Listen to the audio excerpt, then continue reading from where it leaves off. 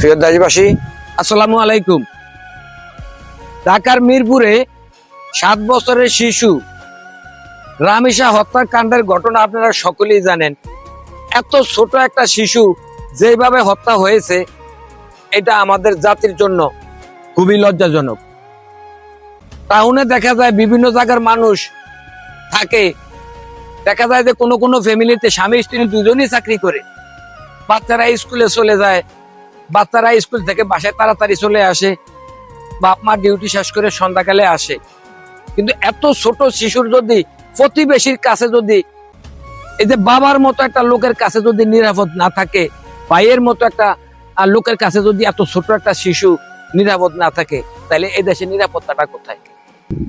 এই জন্য আমি ঊর্ধ্বতন কর্তৃপক্ষ এবং আমাদের মাননীয় প্রধানমন্ত্রী তারেক রহমানকে আমি সালাম জানিয়ে বলতেছি, আর তার সাথে সাথে আমি আকুল আবেদন জানাচ্ছি যে অতি দ্রুত রামিসাকে যে ব্যক্তি হত্যা করেছে তাকে উপযুক্ত শাস্তি দিয়ে দেশের জনগণকে দেখিয়ে দেওয়ার জন্য।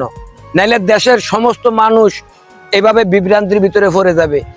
না পারবে তারা বাচ্চাদেরকে স্কুল পড়াইতে, না পারবো তারা চাকরি করতে, সমস্ত মানুষ বিভ্রান্তির ভিতরে পড়ে যাবে।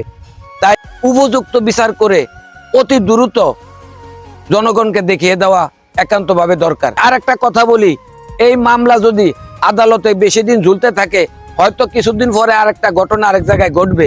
বিগত দিনে এরকম ঘটনা আমরা দেখেছি যে এক ঘটনার পরে আরেক ঘটনা হয়েছে, কিন্তু পিছনের ঘটনা পিছনেই পড়ে রয়েছে, এগুলি নিয়ে সঠিক বিচার করা হয় নাই। তাই আমি বলছি কি, এই ঘটনার পরে হয়তো আরেক জায়গায় আরেকটা ঘটনা ঘটবে, কিন্তু এই ঘটনা দাফা চাপা পড়ে যাবে, এই ঘটনার সঠিক বিচার করা হবে না। এই কারণে আমি বলছি কি, দ্রুত বিচার করে জনগণকে চিন্তা মুক্ত করতে হবে, নাহলে সমস্ত মানুষই বিভ্রান্তির ভিতরে থাকবে যে বাচ্চাদের এরকম অবস্থা হবে, কিন্তু আমরা সঠিক বিচার পাই না।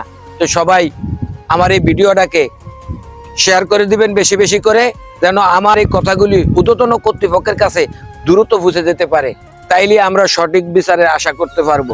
তো সবাই ভালো থাকেন, সুস্থ থাকেন, খোদা হাফেজ।